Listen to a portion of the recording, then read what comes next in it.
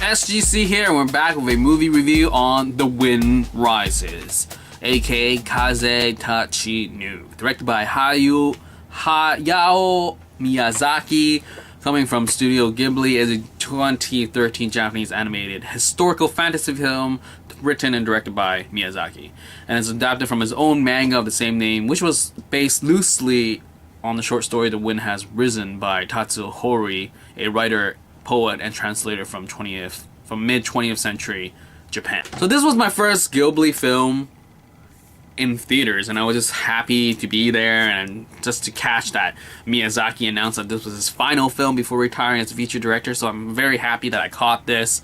And so yeah, let's get to the plot. So instead of butchering Japanese names, I'm going to refer to them as their, just their counterparts, pretty much. So the main lead is a engineer that builds planes. Like, his entire dream has always been building planes.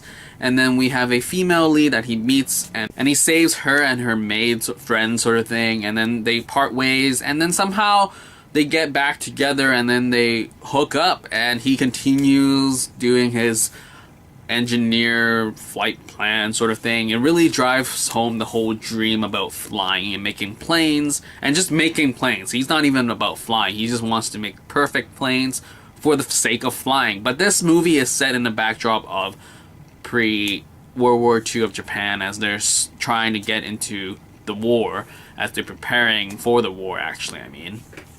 So that's the plot. So what did I like about this film? First off, it's a Miyazaki film. The art style, the songs, just the character design, loved it all, appreciated it all, never get sick of that for sure. And just the whole plot was fine to me as well. I mean, it's a story about a dude who dreams big dreams of making planes that fly, and he hooks up with this girl, and it's set in the backdrop of World War II or pre-World War II, and I love that, and I enjoy that for sure. And that's pretty much it. So it goes to what I didn't like. So I felt that this film wasn't entirely a film about building planes or being successful drawing planes for people to engineer, nor was it a complete film about how the guy hooked up with the girl. So it was sort of like a mixed bag of, oh, we're gonna have a sprinkle of like this plane engineering thing, and I'm gonna have a mixed bag of just love stories and stuff. I think the pacing was a big problem with this film. In the beginning it felt fine, but as things drawn out, relationships were built, but not really. And the biggest thing for me for this film was the character development, where I didn't really care about any characters at all. There was one character where his boss at the plant making engineer place, like, he was hilarious. He was the comedy for sure for everything. His hair bobbed up and down, how he carried himself was just amazing and hilarious. People laughed in the theater, but everybody else felt empty, and I don't really get their relationship as into, like, do I really care about you? I did not feel like I cared about anybody except for the main character, as in I wanted him to build his dream, but yet his relationships didn't feel like real relationships. Even with the love story, it felt very forced, and the pacing was horrible in terms of setting the love story up for sure. And then they got into at the ending, it got into a very workaholic relationship, and I was like, do I feel sorry for this girl? I don't know, like, she's sick and all.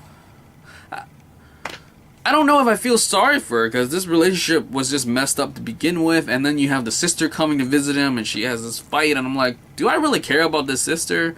So that was the biggest problem for me. I didn't really care about anybody except for our main character building his planes, and even that was sort of like put on the back burner at times. I'm like, just go back to your planes, I want to see more planes, do that sort of thing.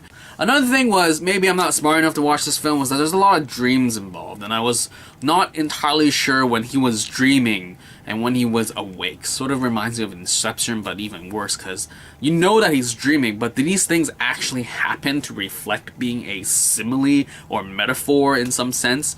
So I wasn't entirely sure about what happened sometimes, and I really hoped a lot for this film. Like, the trailer made it look like a love story entangled with an engineering dude, entangled in a pre-World War II world of Japan, and I would have loved it. Like, there's a lot of potential here, but there was just like a lack of relational characters, and they developed in a strange way where you would have some people come in, say their lines, and leave, and you're like, oh, that's it? That guy could have been more developed or something.